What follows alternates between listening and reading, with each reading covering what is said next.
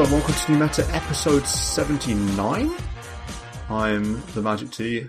Marco, welcome to the pod as always. How are you? How are you doing? Doing very well, thank you. Excited about this pod. Oh, just smashed my earphones out. Lots of good stuff to talk about. Yeah, interesting pods. Mini patch graced us, I should say. I'd say about an hour or two before recording this, which is nice. Enough time to read through quite of a small patch, but we'll get to that. We want to talk about also the DPC changes. They announced the leagues and stuff. We also want to talk about Dota, state of Dota. Is it dying? Is it dead game? Is it a live game? As requested on the Discord a little bit. We'll see how much of those we can get through in this episode. But if we miss them out, we'll probably revisit them next episode. So we'll just have to see how long it takes. With that said, also, welcome Adam. How are you? I am well. How are you? Good, yeah, nice. Flip the script back on me, I like it. Yeah. I'm doing pretty good too. Let's start. Actually, let's just start with Adam. Let's keep the script flipping going. Adam, how have your games been? How's Dota been for you this week?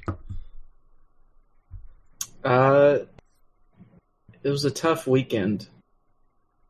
I'm trying to remember. It was like in between episodes. I was really close to getting Immortal, and I went up to 70% to Immortal. Wow! Had a 10K plus lead in a game, about to win it to be like 85%. So I was only one game away, but we threw that 10K lead, and we lost. And then I went like 2-8 in the next game, so I went underneath 0%. And then I have clawed it back to 45. Wow. So it was close, so far away. In the downswing, I encountered very rude people, very mean people, very flamey people. I don't know, it seems the higher you go, the more unhinged people will come. They just like yell at you over the slightest laning things. And then yesterday I played against Jenkins of Dota Alchemy fame. Wow, celebrity. And we won. And he destroyed his items. So that was nice. Not that I did anything in that game. It was like every now and again I'll get a game with 9 Immortals and I'll be the only Defiant 5 and I'll be like, what am I doing here? And Jenkins is like ranked 230, so it's like, what am I doing here? Just establishing podcast dominance, establishing Dota content dominance. That's all. Apparently he queued rank roles, so that can happen from time to time. And he was just like, why did I get put in these rank 1,000 games? And I'm like, I'm Divine 5. Rank 1,000. That's far away from me. You didn't do like a subtle... I'd just do a subtle flame at the end. Like I'd all chat like, you can use this replay if you want for one of your videos or something like that. No, because he's much better. Much better than me. Well, he played Void Spirit. For how much longer, we don't know. The meteoric rise continues. Exciting times. But yeah, be careful what you wish for with the Immortal, like you said, people becoming more flaming. I don't know. What do you reckon, Marco? Are people more flamey in High Mars or not? I don't know. It feels kind of consistent. It's not flame, I feel. It's more that there'll be games where people just switch off and go, I can't be bothered playing. And they play so many games, hence partly why they're so good. And because they play so many games, I feel like they don't mind just switching off and just losing a game and just going, I'm giving up after 18 minutes. Rather than, and I'm like, within that is Russian flame sometimes, yeah. So I don't know, it is a bit of a different mentality. Well, that's EU. Yeah. I feel like NA people just berate you. They just don't hold, like, it doesn't stop. It just goes the whole game. And it could be something like you pulled at the wrong time. And then they're just like, rank, Divine 5s, man. Get in my game. So useless. He pulls when I don't want him to. Now we've lost the lane. And then, throw in way more curses and, and whatnot. Yeah. The NA stereotype is real. I think the EU/CIS stereotype is, rather than whiny flame, it's more, okay, I'm giving up, let's go next. And they just throw in the towel, as opposed to screeching. Yeah, the inter-region like differences are interesting. I don't know if you get more people giving up at the higher levels. I mean, I have no idea because I haven't gone, but I mean, it's not like that doesn't happen in random like trench pubs as well. People do give up a lot. I don't know. Yeah. I would say also that I think at the highest level, even say within Immortal, like at high Immortal, I think it's just way more PMA, and especially when like pros are in the game, like you're never going to get like flamed by pros. Like when we were living together and we were in the Dota Sweat House and you were playing like the highest pubs that I've seen you play, those games tended to be like a lot more PMA because the players within Immortal that are at the top, if they play in teams, they obviously don't really care about pubs, and also they're obviously very good at Dota, and being very good at Dota, even within the Immortal bracket, means like being PMA and stuff. So. Yeah. I don't know, man. I know. I've seen people pros flame tons on stream. Fair. Yeah, you see the anecdotes, but I know what Stan's saying. All of my do you remember Mind Control or Puppy? They do. They don't do it nowadays. They're like too well conditioned, I feel like, but yeah. Or Seb. Yeah, Seb Flame. I mean, of course you have like Mason, and I mean Crit's a pretty big flamer. If he gets upset, I've definitely seen that. Really? Oh, I didn't know that. Yeah. I always thought he was just like a god. God's PMA. He usually is a god, but sometimes a god becomes just pleased with his peons in his game. I think it's funny, the stereotype of Southeast Asia as people will flame all game and pick like the weirdest, worst heroes like Sniper 5 and stuff. And they'll type like GG ends 1 minute in, but like they actually will never give up and they'll just fight till the last second, even with all this. No, the NA strat is you can thank Arteezy for the I'm done. Yeah. That's it. You type I'm done. GG. And it's a 50-50 whether you're actually done or whether you're still playing. Instant all chat GG. Just like GG. As soon as you die or as soon as a team fight goes bad, just like there's always one person on the losing team that will just be like GG end or something. Yeah, GG end, GG, I'm done, it's over, go next. Go next, yeah, that's a funny one. Yeah. Yeah. Marco, though, how have your games been? There's not been loads. There was a couple ranked wins, which was nice. There was a couple fun unranked, which were cool. There was one game yesterday, which a 52-minute game, and that is the longest game I've had in a long time. Like I don't think I've had a 60+, definitely not 70+ minute game for half a year or something. So me, Adam, Nick playing a 52-minute game yesterday.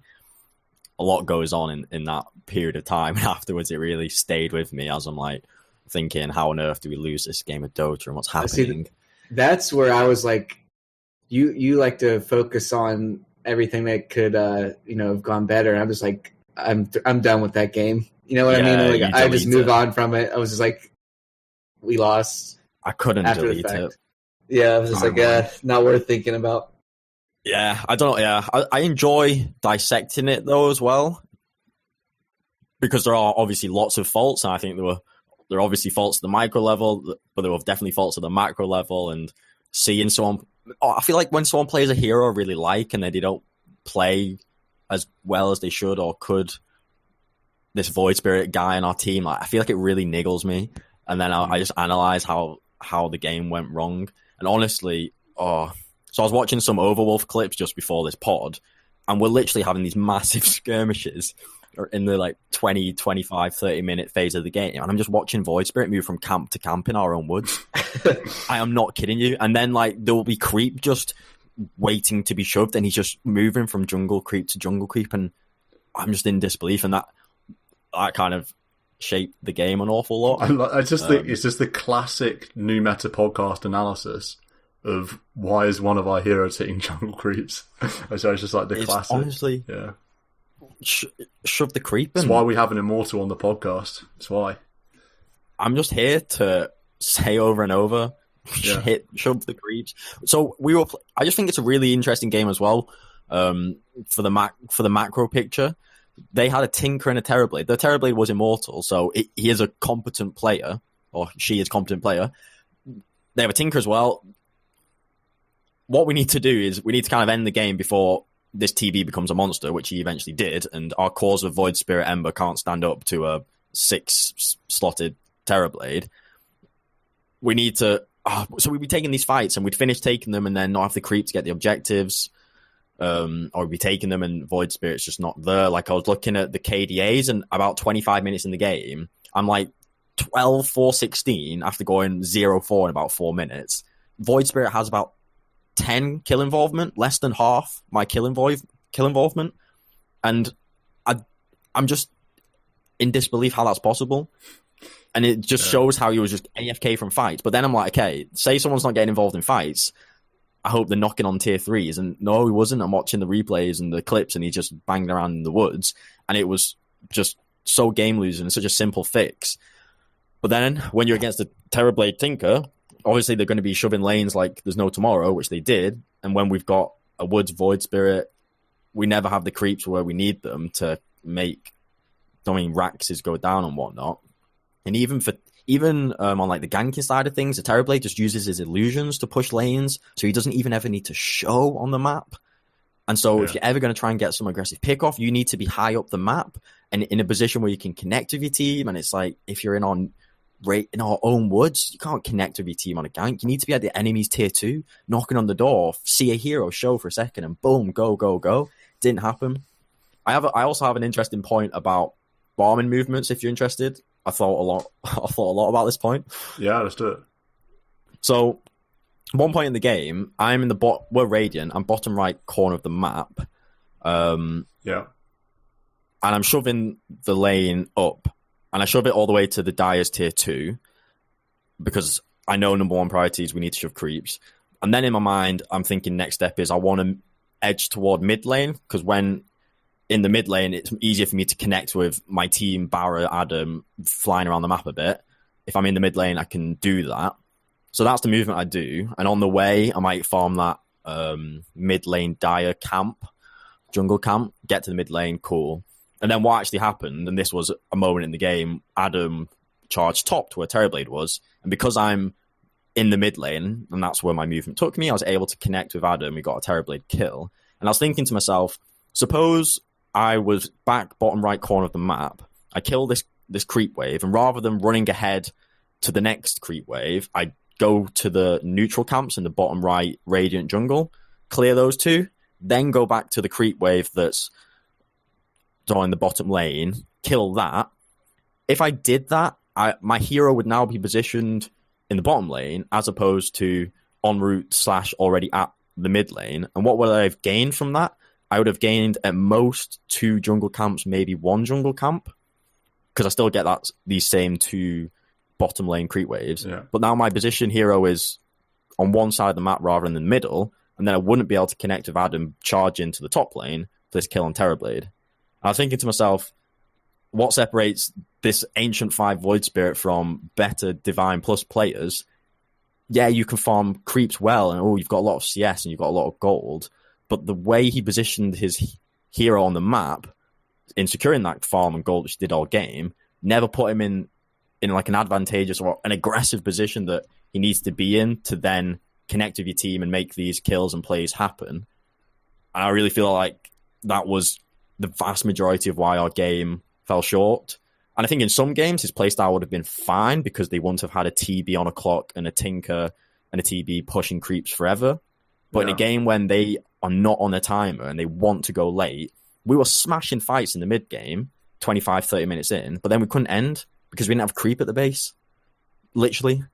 That was largely it. And we don't have creeps at the base because he's in woods, not in the lanes. Yeah. And honestly, that just like stuck with me loads because, so I was thinking, it's to be a decent player, hitting creeps and jungle creeps and knowing how to farm is important, but then to be a better player, you really need to think about where your hero's farming on the map and what movements your hero is making on the map whilst you secure that gold. And honestly, he really was not in the right place at the right time. Yeah, that kind of sucks. But it's interesting to kind of think about and analyze afterwards. Like, I know Adam's like, let's delete this game from my mind, but for me, I was really, why did this game not go as well as it should have? What is this Void Spirit doing wrong? I mean, I looked at what I did wrong as well, and I did choke a couple of times. My ember was a bit rusty. My item choice maybe was suboptimal, but it all came back to the simple shove creep mantra. Yeah. But then I also think we could overcome like map misplays with just better team fighting. Yeah. If we just team fought better, we would have still won the game. So it's like multiple things. Yeah, there's always going to be multiple things. Yeah. And honestly, his lack of involvement in lots of fights was really grim. But then, like you say, I know he had some mistargeting, and maybe we all had some mistargeting fails too. It's just Dazzle with bad juju and a quickening charm just saved so many people. Quickening charm as well. That sounds strong. With Graves. And then it's like just a draft thing too. I picked Spirit Breaker because they picked Tinker. So I want to like deal with Tinker, but Tinker wasn't the problem. That game was Terrorblade, and Terrorblade picks after. Also, Invoker 4. My God. That was always playing a Spirit triggering. Breaker against Invoker, and he just tornadoes you while you charge, and then you lose all your mana to the EMP, and it's like, this is very fun. I mean, just Invoker in general, I can't be bothered with. So, patch 7.24b, bit of a nerf firefighty patch. It's just, in fact, entirely nerfs across the board on all the heroes and all of the items. First of all, were you guys expecting this kind of response from Valve? It's not really a balance patch. It's more just taking away the things that were really strong to try and neutralize the anomalies, I guess, in terms of relative strength from all the changes. Do you think that's a good move at this time, or do you think that you were hoping for more of a complete meta shake-up? How would you sort of see the patch and the direction that they've gone?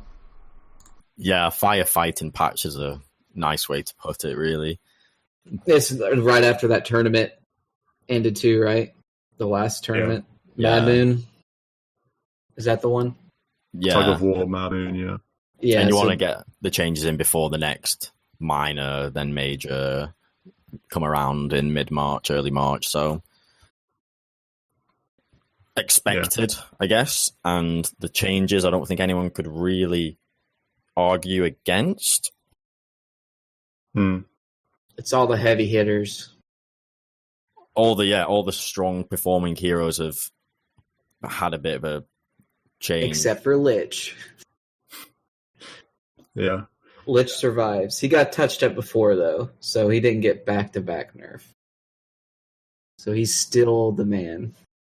Speaking of Lich, this very first line of the patch, Bracer magic resistance reduced from 5% to 4%. Do you think this is primarily to discourage supports from just going double Bracer? Or other heroes. Yeah, Slardars or offlaners.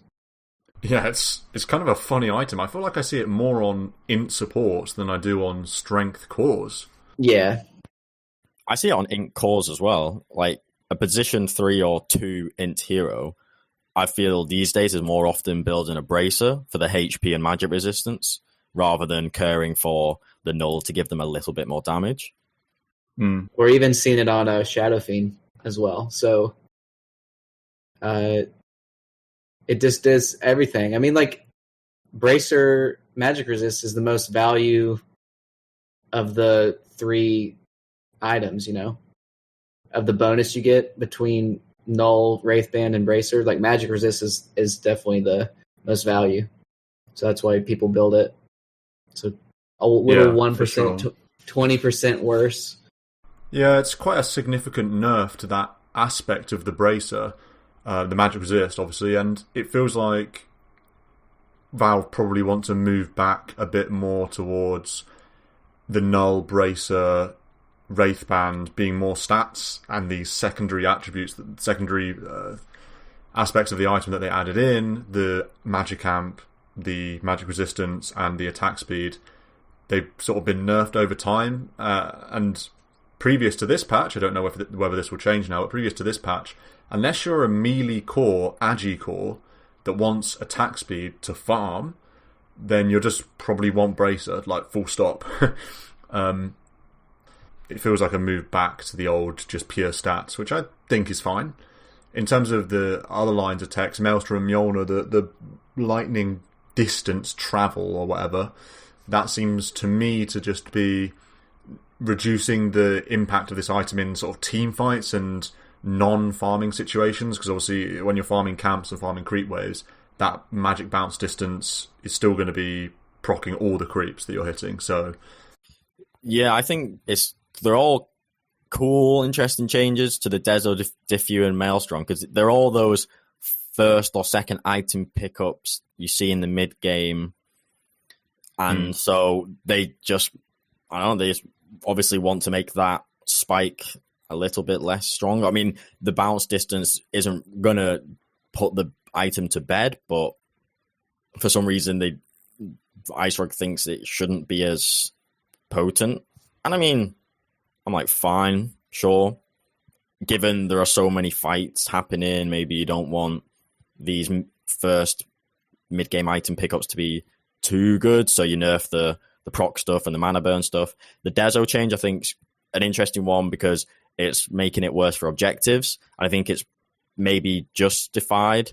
Well, I think it very is justified to make the item worse for objectives, but still good for fighting and damage-wise.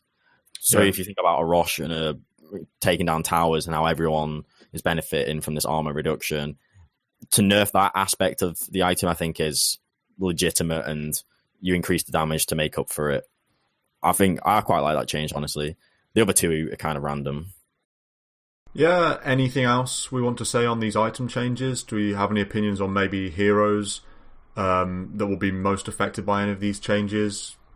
PL for the Diffusal is kind of the biggest, I think. Who's hero that will be affected? Yeah. I think it'll cut down Maelstrom and Mjolnir damage in fights a great deal. It's kind of one of those hidden damage sources, you know what I mean? It's not like you really notice it. You're like, what? I took like 600 damage from Maelstrom procs, that just keeps bouncing through the fight. So be interesting to see how that works. And Deso, I like the Deso change. I guess that is the only one whose number went up as a buff to damage, but at the cost of the one armor. So I think I'm glad it got extra damage instead of just a straight nerf. Worse for Roche, worse for towers, like Marco said, but you can still farm with it. I mean, I don't think it kills TA or anything. And do you guys have a particular line of text in the hero section that you think is the biggest nerf, the most significant change? Or are they all kind of the same level, or reasonably minor, or... No, I think some of them are pretty big. Actually, quite a few.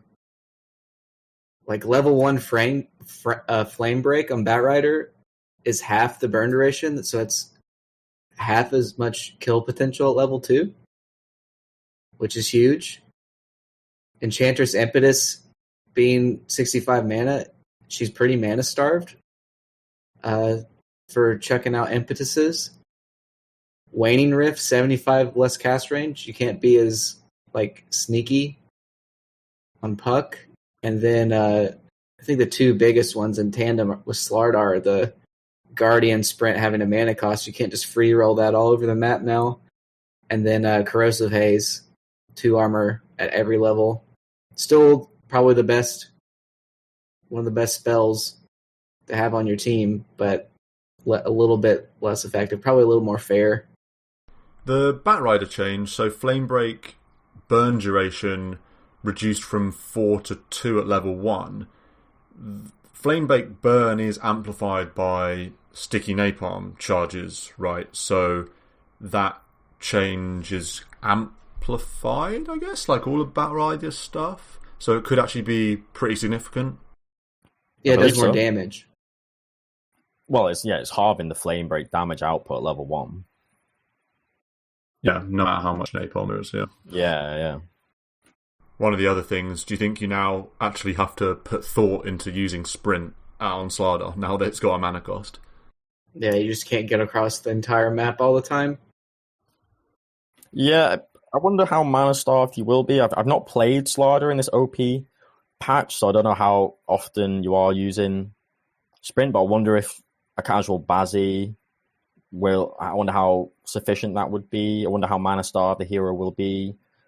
Yeah, I don't personally think he's that mana starved. I think he's got a pretty small mana pool, but with just a little bit of thought and pre-planning to mana regen, with clarities and mangoes. If you have a skirmish, use a bunch of spells and just ship a mango and a clarity or something, or have it ready in advance, then by the time the next skirmish breaks out, I think you're going to be ready to go with mana. Plus, I mean, the Crush is only like 80 mana, and the Corrosive Haze is pretty cheap too, so yeah, you have downtime. Yeah, the fact that this hero had such an obnoxiously high win rate, and I know it's 3 bullet points of nerfs, but none of them are that bonkers. The Corrosive Haze level 1, you could see it as this 20% reduction. That is quite significant. But again, it just means that Rush dies a bit slower, or you deal that bit less damage output in fights. But I mean, yeah, the idea is that you lump the 3 changes together, and hopefully his win rate falls from 56%, which is ridiculously high. But none of them are crazy. It's going to be interesting to see how they impact the hero. Like, I think the sprint speed mana cost could have this bigger than expected effect on the hero and its tempo and its capability, but it is hard to imagine. Have to see how it plays out. I really like the Snapfire nerfs. This hero is ridiculously good, and so the cookie stun duration is still the same at level 1, but by level 4 it's 0.3 seconds less. Pretty significant amount of time. That's very welcome. And then his Mortimer's Kiss, or her Mortimer's Kiss, it's 40% weaker at every level. I think I'm doing the maths right. I believe you. 40% weaker at every level. No, 20%, sorry. It's 20% weaker at every level. That is Still believe you. Yeah, that's a significant dent in the damage output of her ult, and that is definitely welcome, because that ult it is so obnoxious if you have 1 or 2 stuns and you just pop in thousands of damage at level 6. So, very justified, expected nerfs. Hopefully Snapfire's, well, for certain Snapfire will tick down in her win rate. So that's nice. Yeah. I think it's funny. Go on. Well, I was just going to say, it's funny to see the toss cast range reduced again after it was reduced. It used to be 1,300 at all levels. They changed it to 1,000 scaling up. Now it's 850 scaling up. So they really don't want these big toss back plays, I guess. Yeah. Or tossing heroes in at level 1 kind of thing. They feel like it's a mechanic that's too strong, semi-broken. Yeah, almost, I guess so, yeah. Because they're really trying to stop it. Yeah, when you compare now, it's going to be 850 at level 1, the toss range, and it used to be 1,300. That's what Jerax was winning TI with. That's like 66% more toss range it used to be. So, yeah, it's crazy how long you could be tossing someone in the past. So, yeah. From river to river, you were the best mid lane ganker. Yeah. Yeah. At level 1. You were just an everything ganker. You could throw heroes in under tower in the side lanes like quite comfortably. Yeah, really punish him. I think it's interesting to see Timbersaw get his reactive armor nerf slightly, because he was being picked a lot in this last We Play tournament. Yeah, I did see he was seeing a lot of play. Him and Snap, I think, were one of the most picked, or picked and banned or something. Lots of play. In pubs, I don't know how common this guy is. I'll do a quick search. He's quite common. He's definitely more common than before, but he's not as common as in the pro scene. Yeah, it's still only 11.4% in Immortal Divine at this 50.5%. So it's not significant at all, but clearly in the pro scene, he was very favoured. So he was also picked up surprisingly early in these pro games. Like, he's picked up second phase, like comfortably, third pick, probably even maybe second pick in some games. Whereas traditionally he's seen as a sort of counter, like a reactive pick that you're going to see later in a draft. So I guess it's probably a sign he's a little too strong when he's being picked up so early in these drafts. So probably a bit of a reaction to that. Yeah, he's definitely a hero that the pro scene has likes a lot, and the pubs haven't really got to grips with. He's such an interesting hero in the pro because I think part of the reason why he's favoured there is because he does a specific, unique thing really, really well. Like, he just crushes certain lanes solo and just can create a ton of pressure on a tower really, really early from creep skipping and stuff like that. And he's unkillable. So he just does a role so perfectly. He's always going to be a hero that's more suited to a pro team that want to do things like specific strategies based on like pressuring certain areas of the map and certain lanes. So it's quite cool to consider the hero in that context. I quite like it when I see a Timbersaw played in pro games. Yeah, I definitely agree. The way he makes space is so unique because it's so aggressive, because he just sits between your tier 3 and tier 2 and is like, come try and hit me. You can't. And it causes so much attention. That makes space for your team to get stuff done. Your team can just jump on his back and charge because he's this just tanky monster. Really interesting how he plays in the team, but way harder to execute something like that in a public match. So yeah, definitely. That's pretty much everything, right? People were making a thing of, well, I suppose Huskar, whatever, tiny strength gain nerf. IO overcharge regen's been reduced a little bit. Lifestealer, base damage. The next stun duration, he can't do the combo now, right? Or it's much more tighter, much more tight of a window, the Meteor Hammer. Oh, yeah. 2.6 seconds rather than 2.8. So then it's 2.9 in total with the talent. So yeah, you can't guarantee the Meteor Hammer combo anymore because you need 3 seconds. I think if you cast Meteor Hammer the second after you cast Impale, you can, but then obviously you're risking, if the Impale misses, you've just wasted your Meteor Hammer and it's on a cooldown for a long time again. It's not exactly a big deal, I don't think.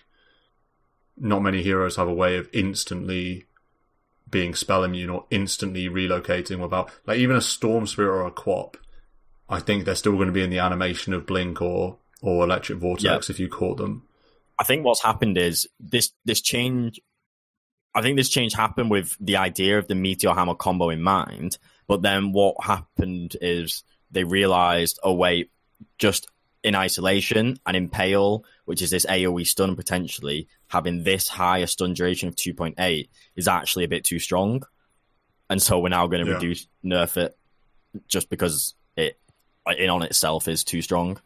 And I think teams are showing its power in these mid-game skirmishes. Getting 2-3 man Impale combos wasn't uncommon. So yeah, with the Darkseer, like, you can even like a Vac Impale, like that. There's no Meteor Hammer there. It's still an insane combo. So yeah, Lifestealer base damage reduced by 3. I suppose doesn't really matter. His attack speed's reduced by 10 as well. Do you expect the hero to fall off at all? I feel like he's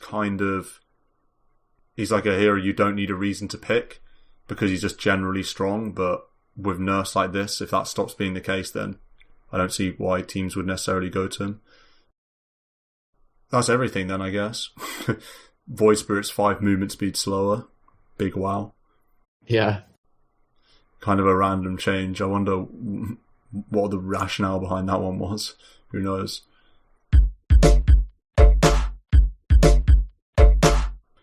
Valve came out, I think, kind of by surprise, a very early move introducing regional leagues in Dota 2 for the DPC season after this upcoming TI. First of all, very cool to see Valve release this update so far in advance in like February. It's pointed out that they don't even start until October 5th. And so there's a lot of time to sink your teeth into the numbers and like get excited and also analyze strength and weaknesses of the changes. I won't run through them all here because there's a blog post that everyone can easily read. And I think everyone listening to the podcast probably grasp it. to give an insanely brief overview, basically instead of qualifiers and instead of minors, there's now going to be regional leagues, a 2-tiered regional league, so 6 regions, I think, 2 divisions in each region playing games, and who qualifies for majors. I think there's 3 majors, right? There's just going to be 3 majors. Yep. And the teams that are in the top slots, it depends on each region, but the top slots of these upper division games, they're going to qualify. And you're going to get prize money from first place through to first place to 8th place in upper, and first place to 6th place in lower division all get prize money. And the top 5 of each upper division gets DPC points. The top 2 go to the major guaranteed. And in EU, China, Southeast Asia and NA, the 3rd place team also qualifies to major, and in China and EU, the 4th team also qualifies for major. That's it, basically. First of all, your thoughts on regional leagues and just thoughts on generally the changes? Do you have any strong things off the bat to say? Or off the bat, I think it's a really, really welcome change. I like the idea of, for 3 times in the year, you've got structured league where maybe it's going to be overload of games, but we'll see. But to know, okay, I can watch EG basically every week play a best of 3 in this league that matters to the DPC and to the major, that's really cool. And then you get Valve majors again, and people have, I feel, for a while been keen for Valve majors to come back because they are that bit more significant and really very hype. So that's really cool. The fact that you've then got these leagues which allow there to be a wider spread of teams involved, so it's 8 in the upper, 8 in the lower, 80 players in each region, 6 regions. It's a lot more room for newer teams.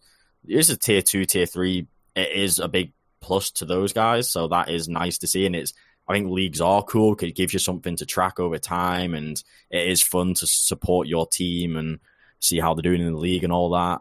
I do really like that aspect. I've come across a couple of complaints.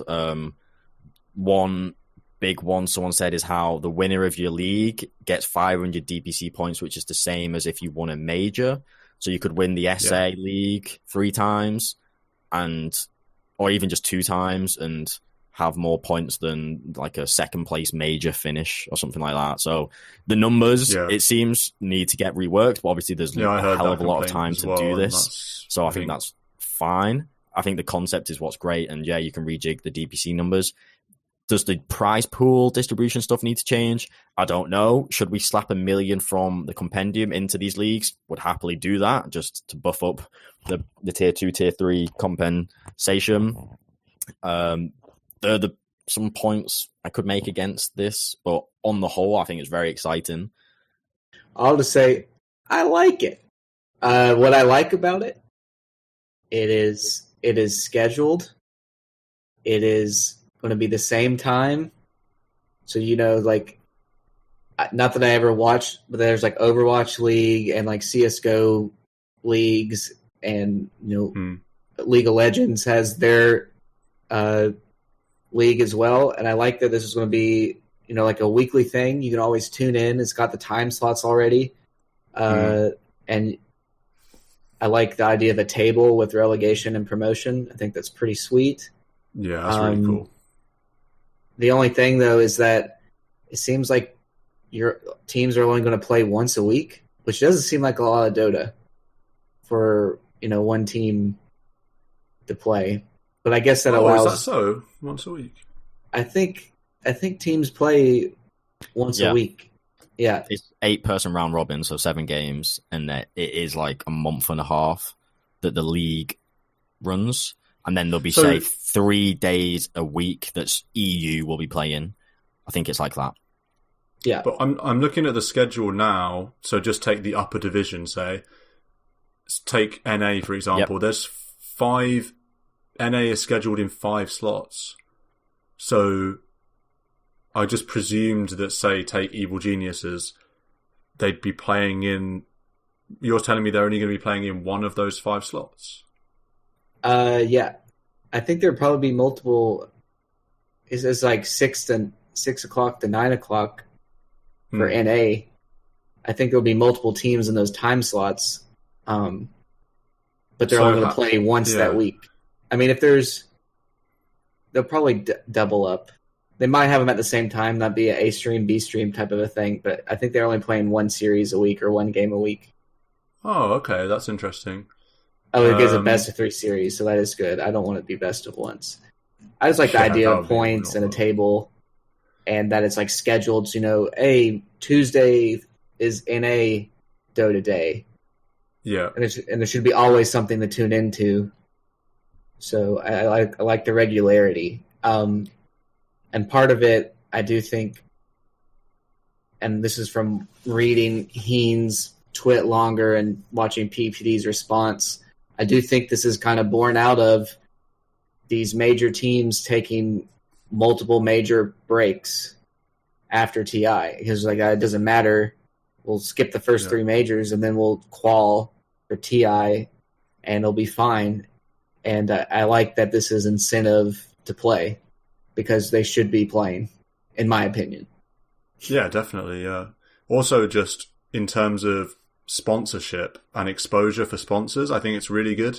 I saw an interesting point made in a Reddit thread about these of if you're a sponsor or someone that's thinking about getting involved in supporting a team or indeed a league, there's like guaranteed weekly or daily during the I suppose if you're going to sponsor one team, like guaranteed weekly exposure on like a big stage. Like these upper division games are going to be casted in studio, they say. Like that's major exposure to your team, like guaranteed. Whereas before, it's like if you don't qualify for a major, you'll just have no exposure, and that's not even guaranteed. And like if you're an investor, you are going to want some guaranteed exposure time, right?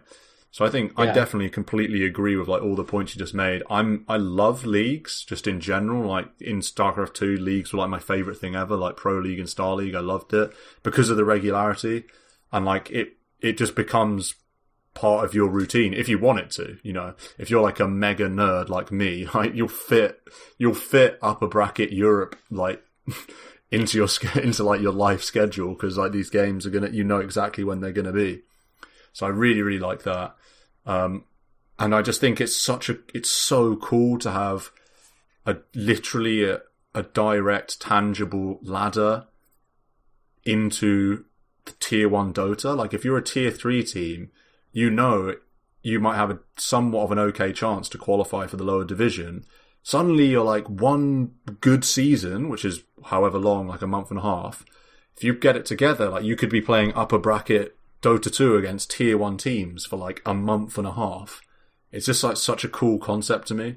So I'm super down for these changes. And qualifiers, like occasionally you get some hype qualifiers, like the most recent LA major quals, like the EU quals, I know got a lot of traction. But who cares about qualifiers really? Like they're kind of boring. A league is so much more exciting to me. And minors likewise. Minors were such a weird thing to me. It's like a second-rate tournament for teams that are like tier 2, but it's kind of DPC. It didn't really make a lot of sense. It makes more sense to have a regional league. Tier 2 teams and then the tier 1 team that didn't qual. Yeah. And then they would come through and take it. Yeah. I think the sponsorship point is a good shout. It's a good way of selling to advertisers that we're going to be like, showing all these time slots. And then I wonder if we'll have more actual sponsored teams, like especially in the tier 2 and tier 3, if some of these orgs from other games will leak in, or some, like Cloud9 will return, or I think you can get a pretty decent return on your investment, at least that a team like in the lower tier has a chance to grow into something. Yeah. I think another point that I really like is this, the way they distributed the prize money is like the anti-TI. It's like a flat 2k more every pay jump. And I love the fact that the team that's in first place in the upper division is getting paid $30K, like $30,000 for coming first. And you have to go all the way down to fifth place in the lower divisions getting paid $9,000. It's like a third of what the top teams paid, which is the same as one pay gap at TI. Like first place gets paid like 3 times more than second place. And so I think that's super cool. And it means that even these lower division games, like teams are going to get their act together to play in this league for sure. Like for these basement Dota sweaters getting paid $11,000 for your like garage band Dota team split between 5. That's like a sick payday just for like playing Dota. So it's definitely going to support lower teams, like for sure. Yeah, I saw where Heen was talking about how that's not worth it or whatever, and it's okay. Maybe it's not worth it for Team Secret, who's getting paid boatloads of salary and winning all the tournaments. But like for the low tier team grinders, $2K a month is enough for you to like quit your job. If you really wanted to pursue the opportunity, you could, live off ramen, live in a team house or something, and really make a go at it. And you've got a genuine path. You've got a genuine path because you could get promoted to upper division. Yeah.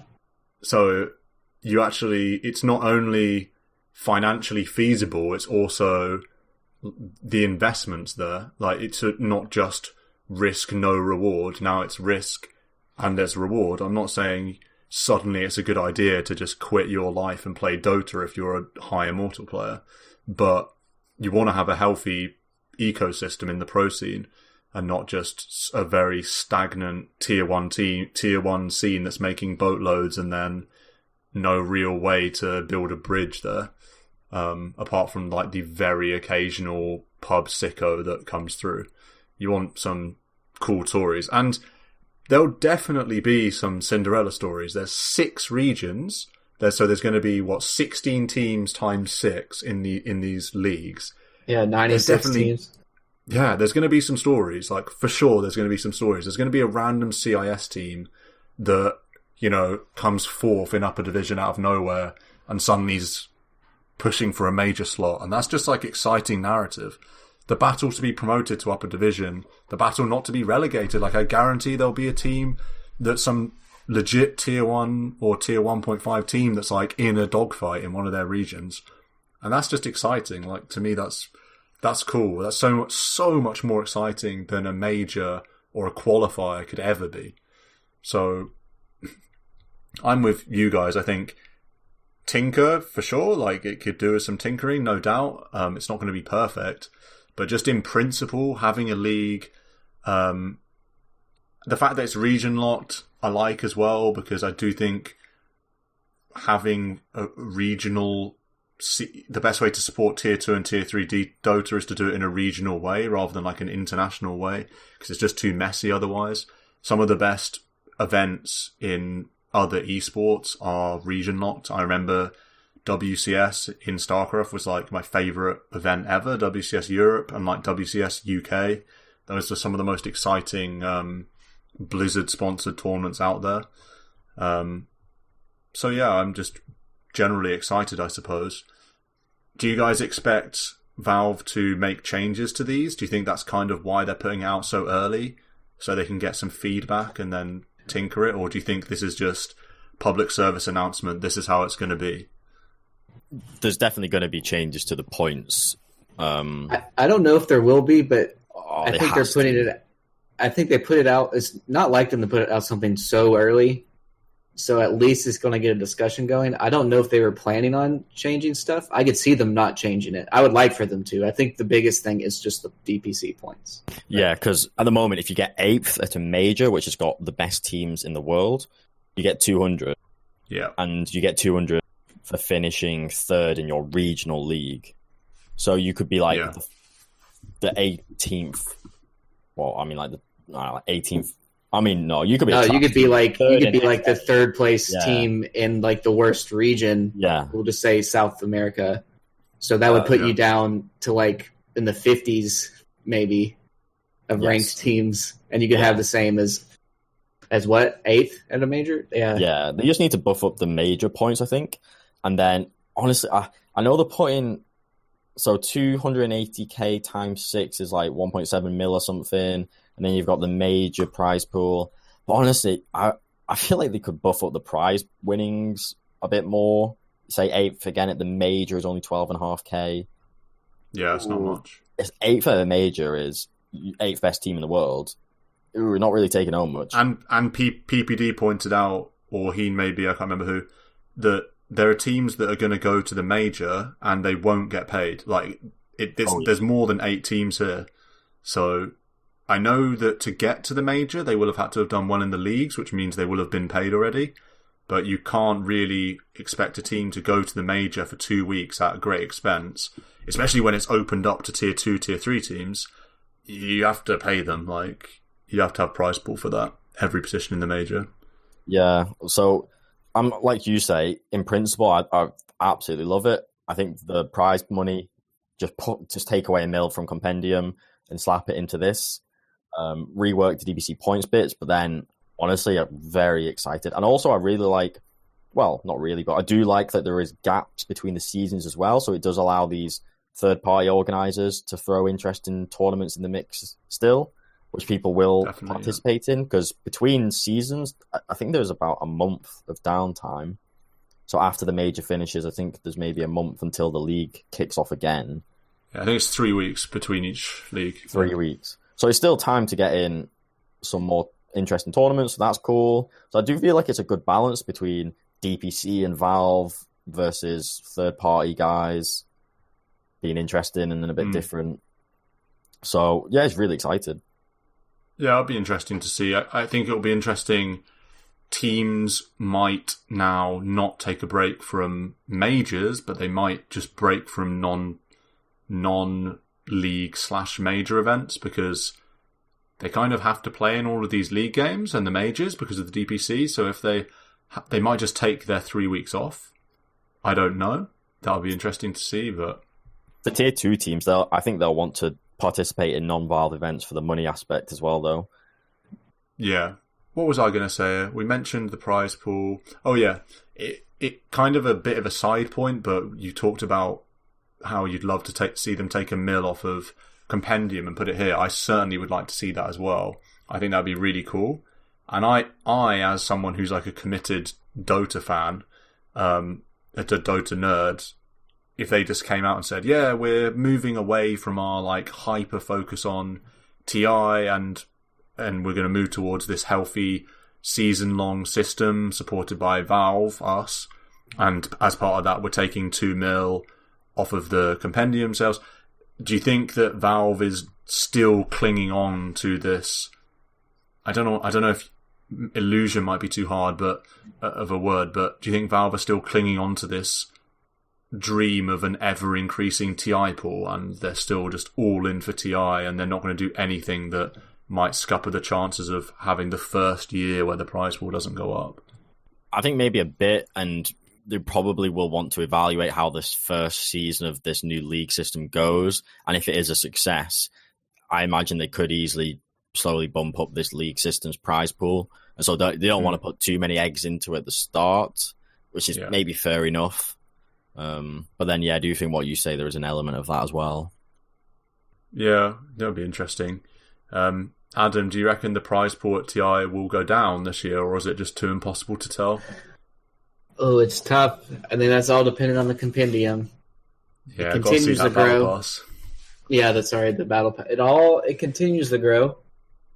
I think they really like that. I think they like the marketability of saying that it's the biggest, single prize pool esports tournament. Gets a lot of clicks. But I do feel like it'd be better if they spread the wealth lower down the TI prize pool, or maybe they pump it more into the scene now. But I don't think that'll happen. I think it'll stay how it is. I personally expect the prize pool to be lower than last year, because I think the fact it was in China gave it a pretty big boost. China boost?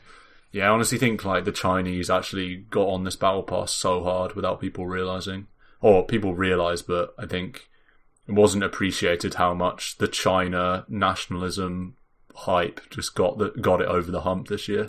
So I think next year these like lazy EU Western gamers, or maybe there's some crazy battle pass stuff going on, but uphill battle. We'll see though. That's a discussion for another day that we'll no doubt have later in the season. Before we wrap up, is there anything else we want to add about this DPC changes, this league system? Anything we haven't touched yet? No. I think I'll pose one question / discussion point. The fact that the regions obviously are split up. China's kind of its own region. You certainly wouldn't expect any Chinese teams to leave China. But I know in StarCraft 2, when they moved the professional scene to a more region-locked league system with WCS, when they introduced that, kind of what was a massive problem for them was that teams were kind of just abusing it a little bit based on like changing their location, changing what league system they're in. I don't know how that will manifest in Dota, if it will manifest in Dota, because I could see it either everyone wants to play in the single strongest region, say Europe, everyone wants to play Europe, and NA teams go to Europe, or SA or whatever teams go to Europe, even because the regional leagues get way more viewers and there's way more exposure for sponsors, and it's guaranteed, it's weekly, so they can get a lot more money into the orgs, even though it's much tougher competition, harder to get to majors. Or you could see it go the other way, where the final tribe just go to SA and are now guaranteed a spot at like majors and stuff. But I mean, seriously, if you're the final tribe, you know now if you go to South America and you come top 4 in the upper division, you're getting 26 grand a month. Like, surely that's genuinely going to be too good to resist for, like, if you're a tier 2 Europe team or a tier 2 CIS team. Even if you're a tier 2 China team, why wouldn't Team Asta just go and live in Brazil and play South SA? I mean, it's a genuine point. They'd be fighting for playoff. They'd be fighting for major group stage, and they'd be getting paid good money for it, getting DPC points. Whereas TFT or like Team Asta in their own regions, they kind of don't have a chance to do that. So I don't know.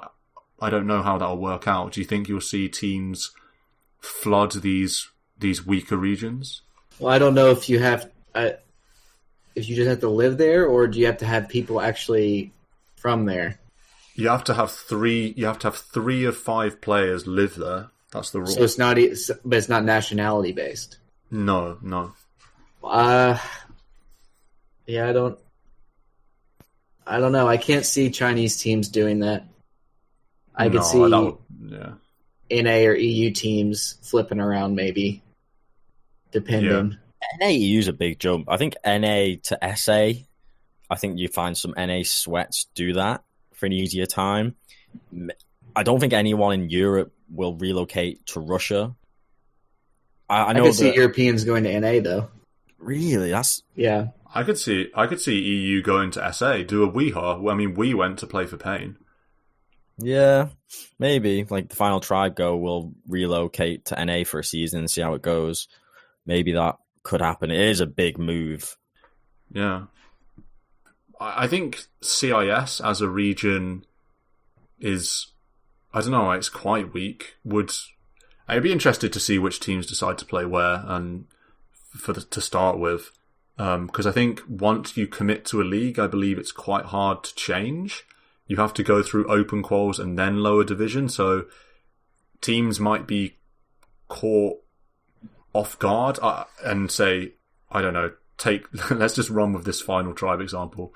TFT might be like, oh, okay, well, we'll obviously jump into Europe because we don't know how this stuff's going to work, and then we'll maybe reassess. But once they've committed to Europe for the first season, it's then a massive disincentive to go and play SA open quals, then do a season of lower division, just to get up a division. Although, having said that, with the prize pools, even if the final tribe played a lower division South America for a season, it only takes them a month and a half, and they get 17k for the org. It's not even that punishing.